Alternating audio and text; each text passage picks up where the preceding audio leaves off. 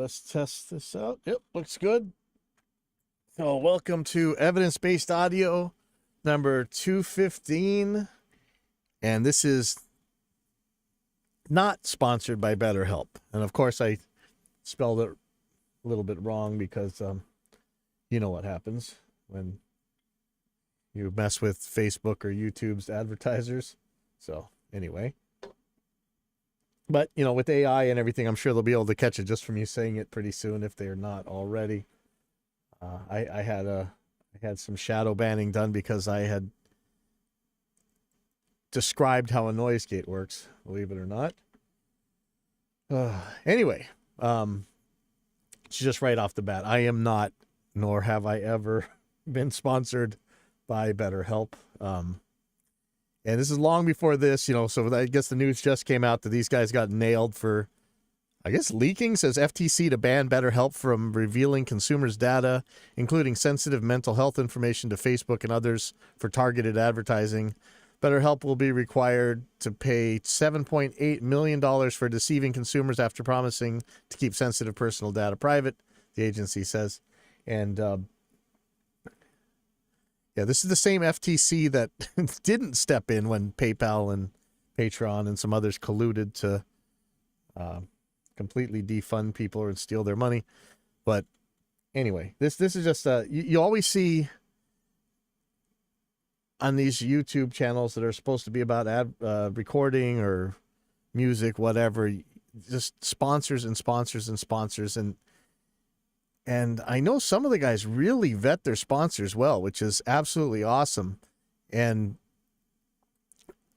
But, you know, make sure that when you're seeing some sponsor on there and then somebody's saying something really awesome about the product, you know, watch the videos that are about our stuff. They always say, hey, this video is sponsored by AIX DSP. In this case, there was a podcast that was linked to science-based medicine, and they have, I think, a neurologist and a psychologist on the show regularly. I think they're the actual regular hosts, and they were pushing this BetterHelp stuff, and you know, I know they knew better, and yeah, it's just kind of crazy to see this, and you know, with all the demonetization going on and everything else, I know it's hard for people to keep their channels going. Especially any kind of science channel, because you will get nailed for speaking about science. But it's just a little thing, a little nudge. Vet your sponsors, people, please. This one is ugly. All right. So, let me turn off this AC. All right, so I'm going to go over to Safe Space, and there's a post called Transitioning from, can I even say that? Transitioning from pro to home studio for professional voice recording. So this is from Sidereel, and he says, my wife is a professional voice actor who does all her work in pro studios through an agency. She does high-profile stuff, everything from internationally broadcast TV commercials to video game characters to education and animation kids' voices. Anyway, she's looking into transitioning out of the circuit and working directly with clients, a whole other topic, but we'll leave that alone. To do this, we need an upgrade. It's a feeling out situation and a risk, so we want to start modest and build upgrade over time. In most of the studios she works in, there's usually a Neumann U87 into either a Millennia or Focusrite preamp to Pro Tools. He didn't say which Focusrite preamp. I'm assuming it's going to be one of the actual high-end ones on the ISAs or whatever. Although one studio uses a Rode NTK. Which one is the NTK? Is that the big fat tube mic? Let me see. I think I have one here, actually. I should, yeah, I've got one of these over here. Jeez.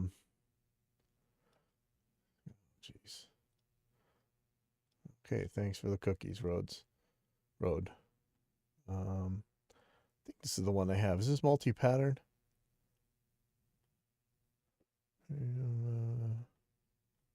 Thought the one I had was multi-pattern. This one says cardioid. Anyway. This is what she sounds good on, and the sound clients expect.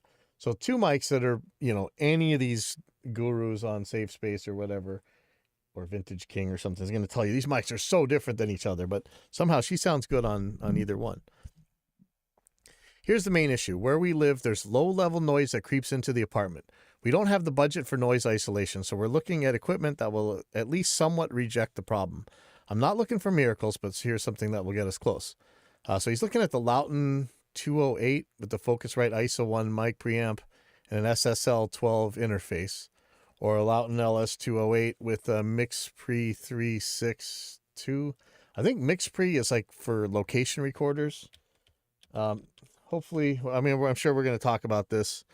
Of course, the mic preamp makes like no difference to this. Some of them might have more gain, some of them might make less noise, but in general, even the cheapest junk mic preamp is pretty flat.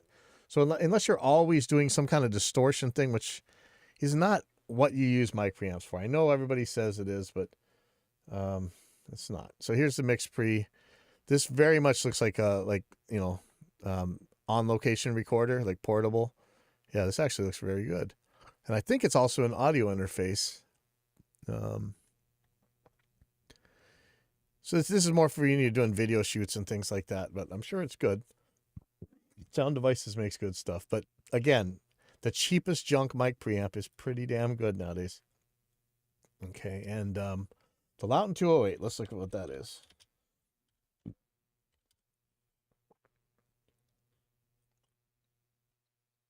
So $600. It is noise rejecting large diaphragm condenser.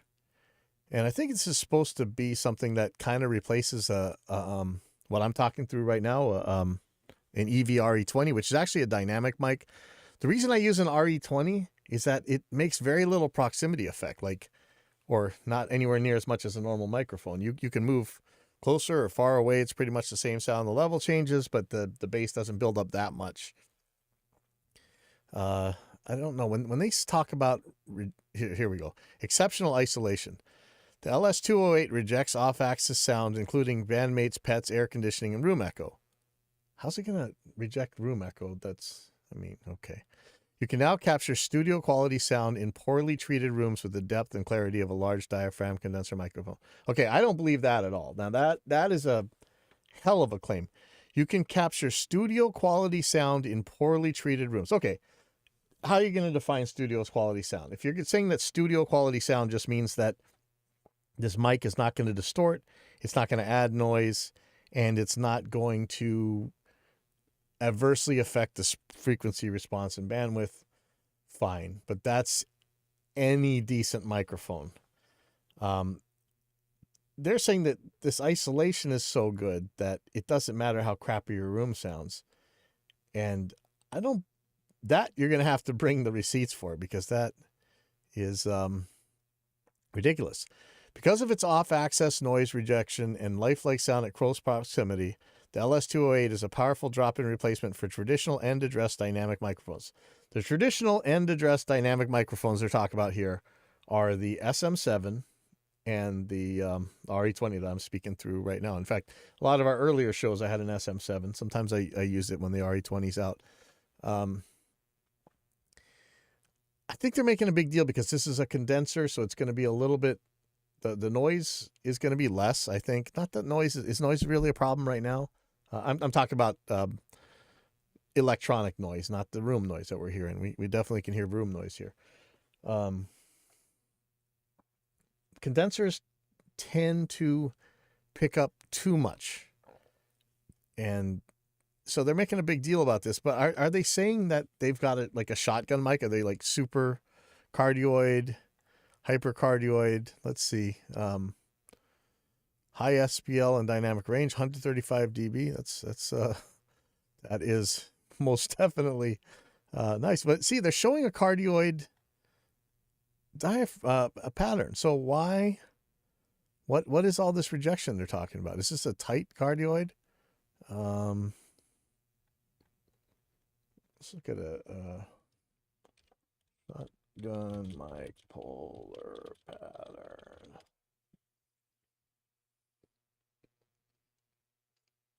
So usually when we're talking shotguns, there is some rear lobe that's going to actually make a lot of trouble in a lot of these. Um, yeah, I don't believe this claim. It could have a lot of rejection, but there's this idea that you find floating around the internet all the time in all these audio forums that some mics are just so good at rejecting room noise. And the only way they're good at rejecting room noise is, their directivity. So the more tight the pattern is, and maybe you got a shield behind it or something, maybe it kind of helps. But it's nowhere near what people are talking about. Like it's some magical shield that only gets your voice and nothing else. It's not even close to that. Like, as the volume goes up, the more it picks up your voice, the more it picks up your room. There's kind of no way around that. There's degrees of how the ratio of those things, but it's not always that much. And if your room is echoey enough where, let's say you got a shield behind your mic, so the sound goes past your mic and it doesn't bounce right back into the back of the mic and give you any of that, the room's reverb that way. But that sound bounces off of that wall, then goes to the wall behind your head, and then comes back at your mic, the same as your mouth does. So this mic, is it claiming that it's such a tight pattern that your face is enough to completely isolate the room from there? I mean, come on. Yeah, I'm happy to try one out, but I don't believe that it can reject that much. And it's always the claim. You always read this claim from everybody. So he says, mics, I'm targeting the LSA 208 for its noise rejection. We've given up on the idea of a TLM 103. It's another Neumann, as it'll be too sensitive in the room. Again, the sensitivity of that mic, turn it down. Turn the mic preamp down. It's not. It may be that picks up more from the size, whatever. And we do say that, hey, if you're putting a cardioid, if you're putting a condenser mic on toms, like Adam Steele was showing that video the other day with the noise gates where he was putting 414s on the toms. Sure, that condenser mic is going to pick up a lot of the highs around. It's just that they're better at picking up highs, and it tends to be a wider cardioid pattern than, 57s are 57 hypercardioid, I think, or supercardioid. SM57 hypercardioid. SM57. Oh, they say it's a cardioid. I always thought they were a little bit more hypercardioid or supercardioid or something. Let's see if is there a polar pattern. Yeah, it's cardioid. But it doesn't pick up highs as good, and directionally there is some rejection, but it's not so much that you can have a lawnmower next to your head on the left and it's not going to pick up the front. I mean, that's an extreme example, but whatever. Okay.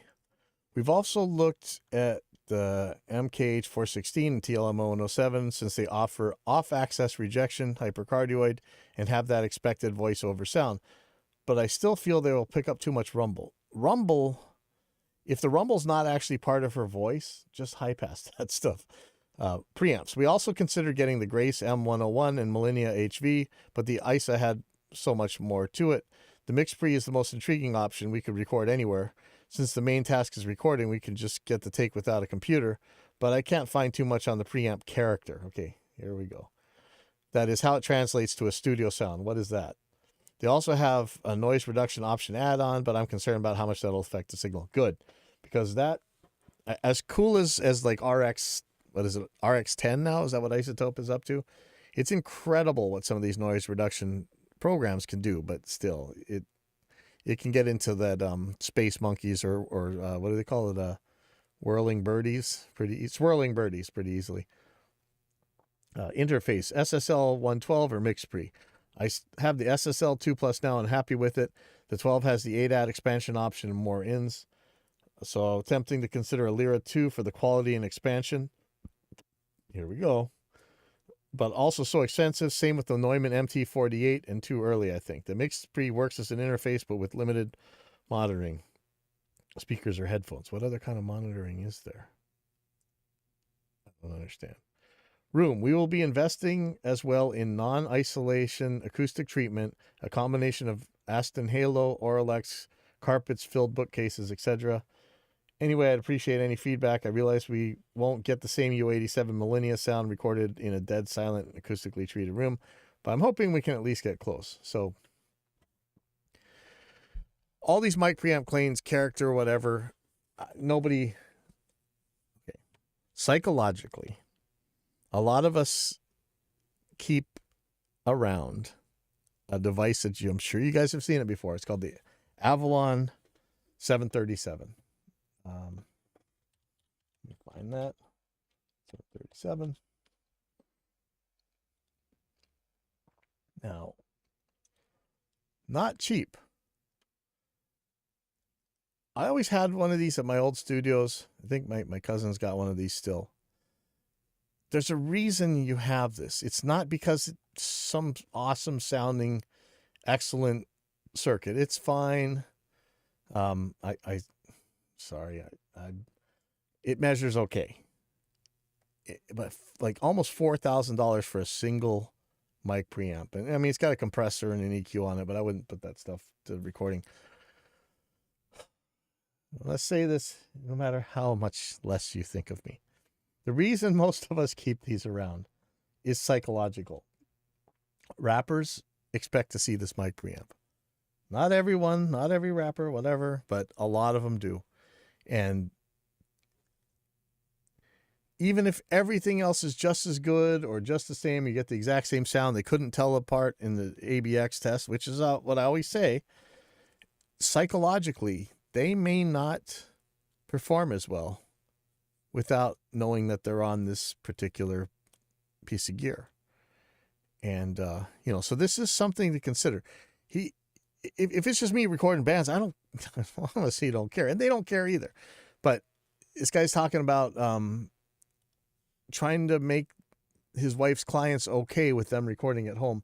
They're probably going to want to see the same gear that she's used before. And look, if she's that famous and doing that well, you can afford just to buy the same stuff they got and then just be done with it. Don't worry about it. Buy the stuff that they're expecting to see, and so that they don't have something psychologically in their head that this thing can't be okay. And that's really all there is to it. I don't believe that the rejection that you're gaining from these other mics is going to make that big of a difference. If it's low frequency noise, forget it. It's getting in there regardless. I don't care how cardioid you are. Below a certain frequency, and let's see if anybody actually does. So if we're looking at polar patterns based on frequency, yes, this isn't going very low. As it gets low, the mic is omni. I mean, at certain frequencies, pretty much every mic is an omnidirectional mic. Let's see audio classroom. So like, here's this, let's see this picture. Can I blow this up somehow? So they're showing it at 4K. It's got some pretty good rejection. At 8K, at 16K, it's got a lot of rejection, right? At 250 hertz, is this the, where is it? Wow, this one actually starts going omni at the high frequencies. It's kind of a weird mic. But the lower frequencies, it's just more and more omni. Let me see, get a better picture. Mic polar patterns, and let's do frequency. I've been using DuckDuckGo. I don't know, that it's not always, no results. Are you kidding me? Okay, there we go. I'd like to see a really realistic one.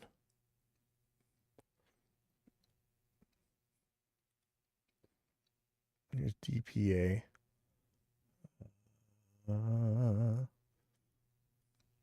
Hey, you see the lobes get bigger. It's just hard to see these little itty bitty pictures here. Microphones get more and more omnidirectional as they get lower. So let me just shut up about that. So I don't think this rejection is going to help all that much. And I hear this all the time from people who want to get into podcasting and stuff. It's like, hey, should I just get this mic because it's got so much more rejection of the room? I'll tell you, the cardioid mic, it's going to be more sensitive. I mean, condenser mic, it's going to be more sensitive in general, and it's not going to have as much rejection as you might want. And the more rejection they have, usually the more the proximity response. So, they do say that they're going to do some acoustic again. So this is another thing. I know people get this mixed up all the time, and it's definitely not your fault because the manufacturers mix it up for you. Acoustic treatment can be for isolation, what they call soundproofing, or it can be to change the character of the sound in the room.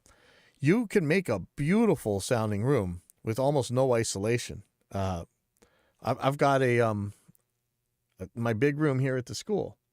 Sounds awesome. It's pretty flat. It's not dull, but the isolation is garbage. Next door, if they're using a power tool, it's coming right into the mics. If they're playing drums in there, I'm hearing all the drums in here. So there's no isolation. Or you can make a really isolated room. Think of a military bunker, for instance. But think of how bouncy it is in there. I mean, that might be cool for recording surf guitars or something, but you definitely wouldn't want to do a podcast in there or these voiceover things like that. So I'm sure somebody suggested make a test recording, send it to one of these clients and see if they think it's good enough. But they're super worried about, breaking her brand or whatever. So let's see what people have to say.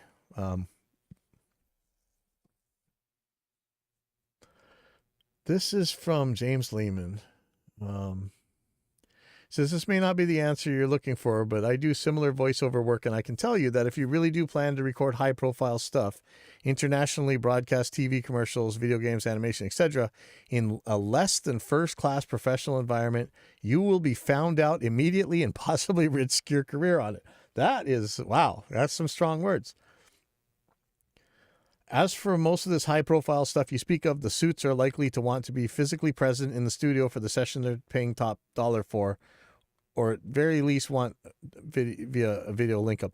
The video link up I can understand, but we do this here from time to time.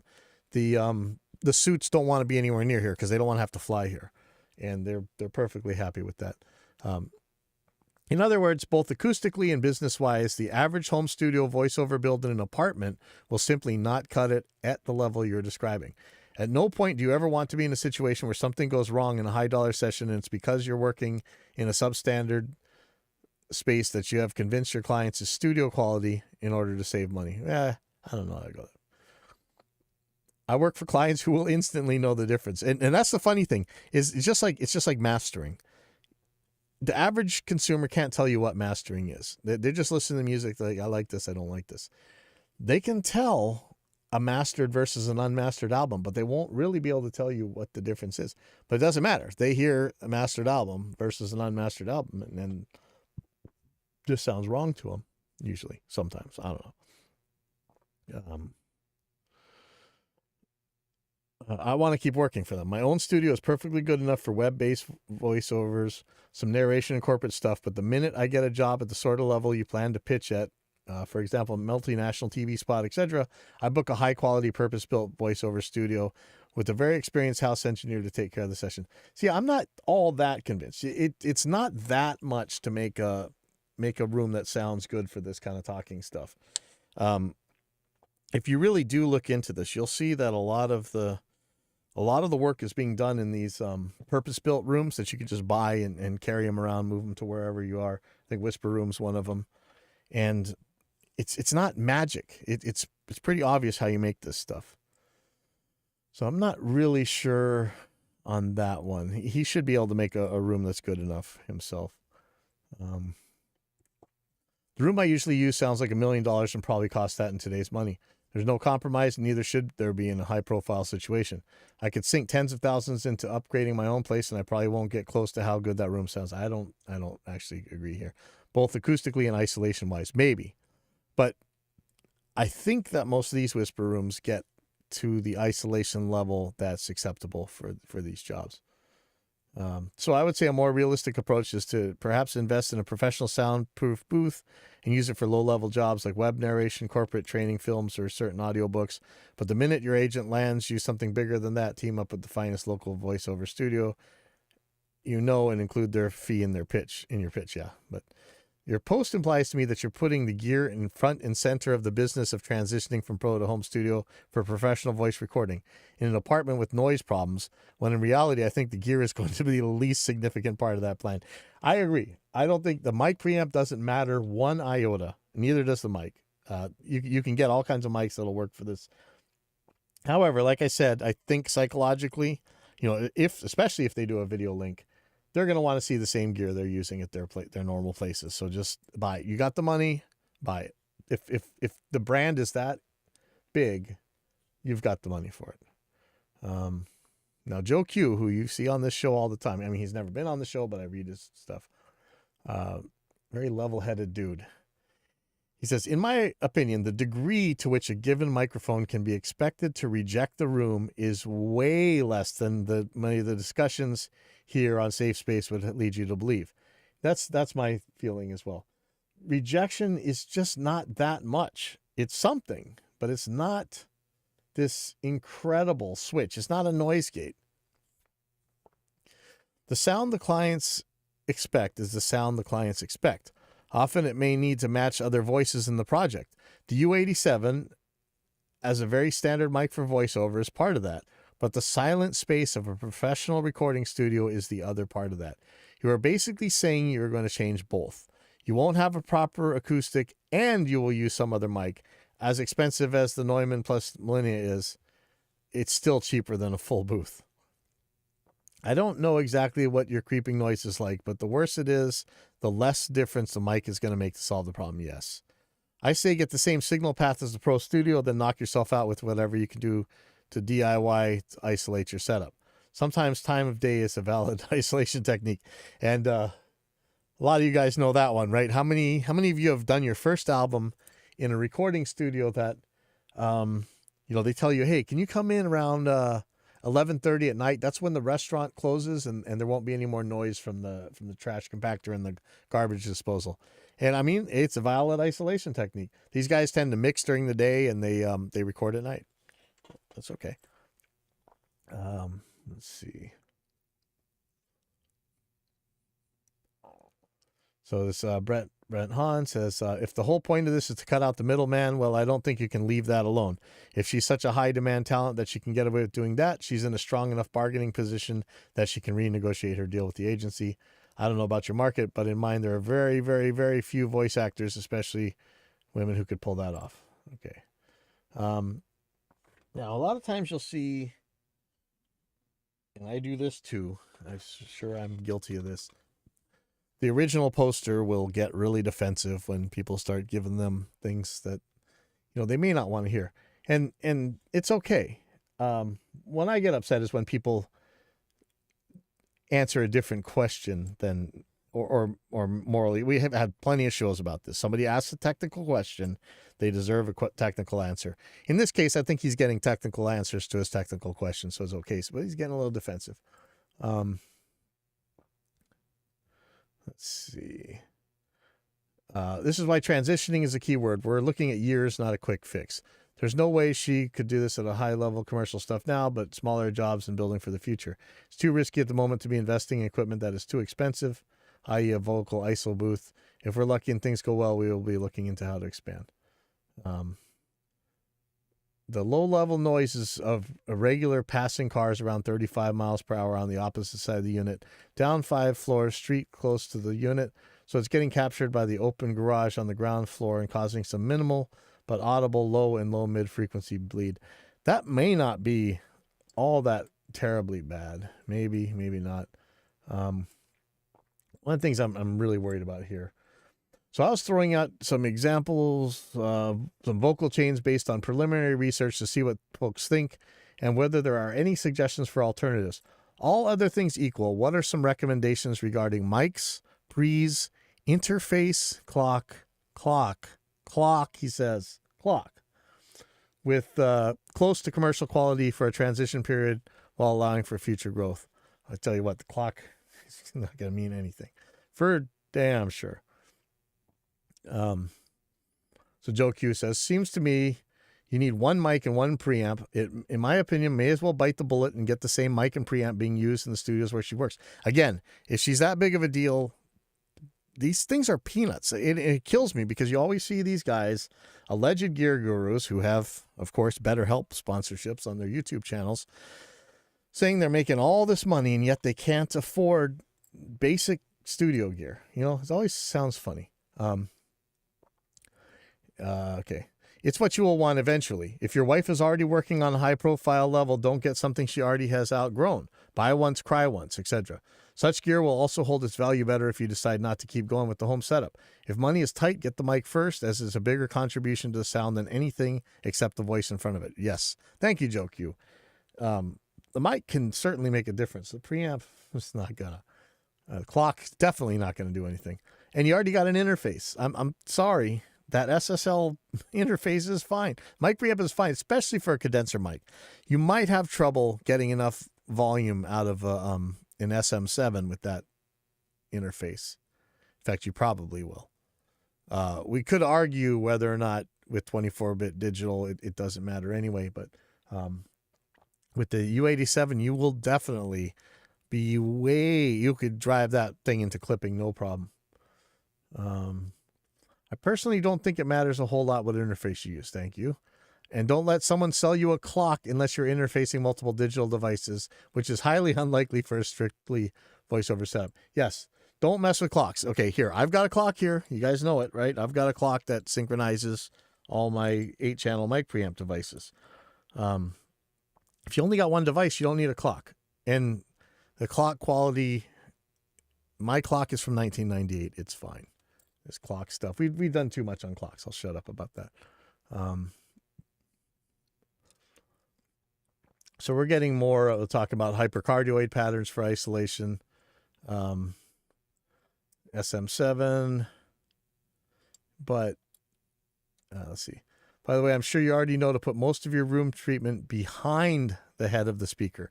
That's a far more sensitive area than the manufacturers of all those designer mic halos would have you believe. After that, something on the ceiling. Like I say, so if you're thinking about mic halo, let me see, a mic shield. I'm not sure if they call them mic halos. Let's just take a look at what they're talking about here. So here's some Amazon ones. And look, these things actually are very cool. Not going to do anything for the low end, okay? Just get that in your head right away. And there is a little bit of reflection that they're going to cause, even though that they're lined with foam.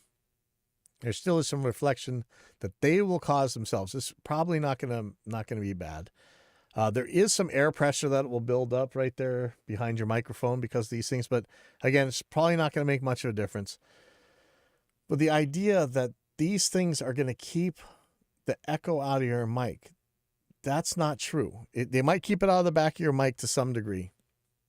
But what bounces off that wall behind this thing, then bounces off the wall again behind your head, that's where it's really going to matter. So I'm glad that he said that.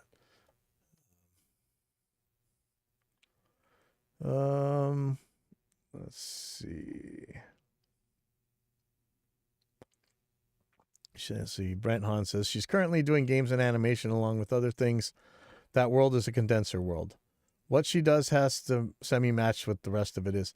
And that's true. I think you can probably get a dynamic to work. But again, just buy the mic you've been using the whole time. Come on. Currently, slightly post-COVID, semi-match is still acceptable. So a lot of professionals have been working from their homes during the, oh my God, I said the word. But during the pandemic, people were working at their homes. Really famous stuff. I think, was it the show, The Blacklist or whatever, where the actors were reading their parts from their bedrooms or whatever. And there's still some of that going on. But animation and games are working their way back to exactly match, meaning the UA87 AI, and in games there's yelling, people doing military stuff and getting shot and blown up, meaning you'd better have a great sounding room, and they may require a FAR mic, meaning a second U87 and a second chain and interface channel. I don't know that I've actually seen that. And I don't. Wow, interesting. I wonder how true that is. Um, okay, so Matt Wilson saying depends on what the low level noise is. For instance, if it's passing cars or overhead planes, that could be filtered out fairly unproblematically, maybe. If it's children shouting or foxes baying or bird song, then it's harder. And so here in Hawaii, man, I tell you, the people who it's mostly real estate podcasts here, and they're all like, how do I keep the birds out of the recording? I'm like, look, if you're doing a long format or a live one, it's Hawaii. The birds chirping is part of the charm, isn't it? You know, you leave it. There's no way you're getting the birds out of this. If you don't have a really treated room in Hawaii, you are not keeping the birds out. The birds are talking, especially if you're working in the right in the morning or right when the sun is going down. Those birds will take you out. And at night, if you're anywhere near the shore birds will be screaming all night. And it's just something I tell them, you know, if you can, the longer your phrases, the more that bird chirping is just part of it, because you're not getting rid of them. So he's saying best rejection will be from a dynamic mic, but I think you won't know until I try. He says, I get the impression you're underestimating the degree to which room treatment plays a part. Your wife is a professional, so it's worth getting in a professional to plan out the room and recommend acoustic treatment. They will probably also be able to suggest some noise insulation tips too. If it's your wife's career and she's successful at it, then get some triple glazing on the windows. Long term, maybe even some external wall insulation, some nice timber cladding with wood fiber insulation. It'll fill up your whole house's energy. It'll up your whole house's energy performance and save you money on heating and cooling bills. Yes, it's true. So he's looking at a prism converter. So I hear what you're saying about matching the same chain. This is why the ISA one, which some studios here use, regarding the U87, I just fear it will be too sensitive. No, the acoustic treatment will come in time. Then don't buy the mic first. Let's look at two things though. Let's see the Focusrite ISA 1. And will Sweetwater have this? Yes, they will. Is it really an ISA 1 that they're using? $700. I mean, it's not terrible. Let's see if they have a Millennia.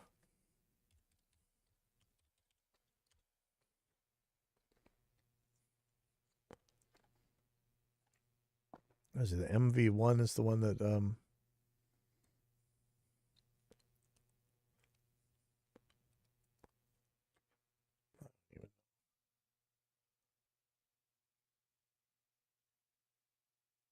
is it called the HV1 or something? I don't know. It's like $2,000 for one of these things versus $700. Oh, look here, wait, portable microphone preamp, $1,000. Whatever one they're using in these things. That's 8-channel, 2-channel, 2-channel. Where's the 1-channel? Let's do it's 1. ST1 or HV35.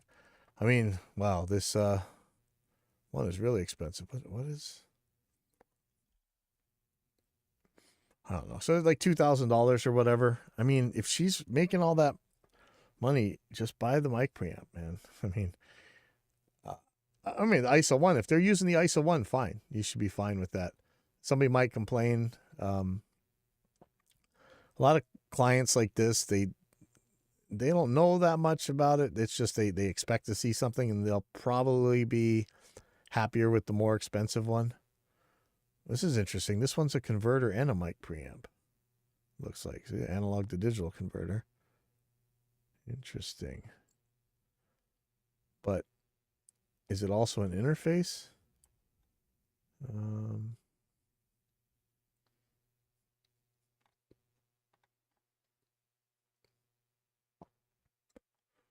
What kind of output does it have? Analog outs. Where's the digital out though? It has a clock. So, or it has a converter. Yeah, I'm not really sure about that. But I mean, it's not, if she's making that much, this is not going to kill the bank.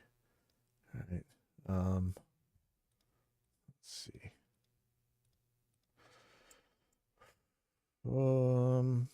I use the SM7B and it's great on my voice, but not on her. It doesn't have the spark and clarity. There you go. So it's not necessarily just a sensitivity. It's the frequency response. It's sensitivity to treble as well, and that's something you may not get from a dynamic mic. I think you probably will, but maybe not. This is what brought me to Lauten for the clarity plus off-axis rejection. I don't think that, again, man, that rejection has to come at a price. Have you guys ever tried different width polar patterns and seen the difference in sound that it makes? If I can get away with it, I often will record voices in Omni. I mean, it can just sound awesome. Or how many times people do figure 8, right? The polar pattern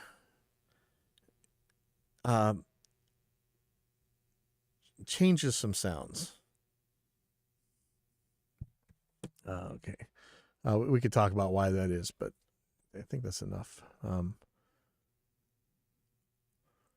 I've heard clips on YouTube, and if the hype is to be believed, it's a large diaphragm condenser with the behavior of a dynamic. She can get right up on it, and with her control, I think it'll reproduce that clarity well. We're going to test a couple of mics and see what we think. Ideally, the LS208, the U87, and the MKH416. So we talk about some of the treatment. So David W. Jones, the voice of reason, looks like.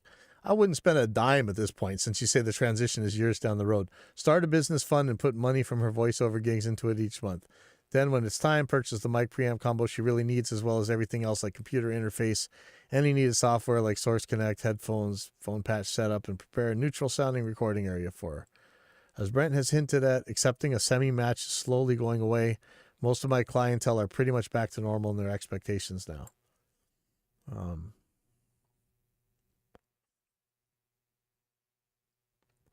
Okay, so Joe Q, thanks again, Joe Q. He's saying when the original poster side reel said, regarding the U87, I fear it will be too sensitive. The acoustic treatment will come in time.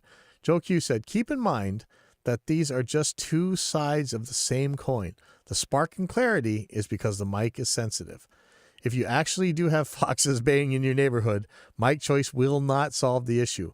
But if the noise is manageable, at least you will have a match. Again, buy the things he's a guy. I hate to not be brand and gear agnostic, but in this case, I'm telling you, psychologically, you're going to deal with this situation. And we've dealt with this before. Like, I've lost countless projects because I'm not using Pro Tools, and I'm fine with it. That's my choice. I'm using a Superior DAW. So the idea is to start out with smaller clients and plan for growth. You might be okay with that. DDS says, get an acoustician to check your room and invest in serious acoustic treatment, not just in some cheapest yet overpriced foam. What gear you're then using is almost irrelevant, provided it's at least of semi-decent quality and you know how to process signals. That's true, but again, you got to deal with the psychology of the client.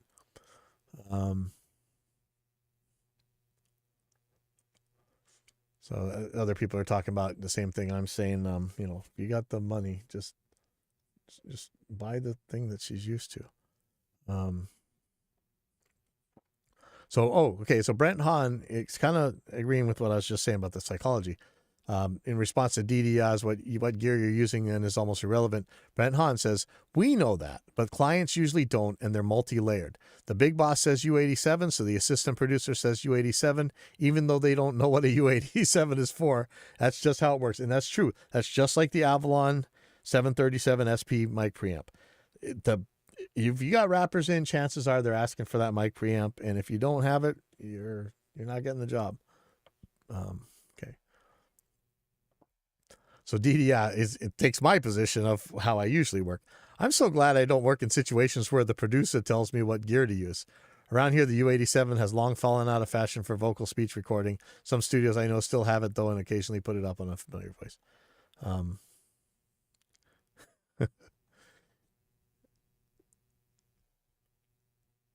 Okay. Let's go on. U87s, 416s, and Sanken or Sennheiser lavaliers are still on most spec sheets that I get. Waves Clarity VX is your friend if you must record around ambient noise. I think that's going to be something like RX10. Let me see what that is. Waves Clarity VX.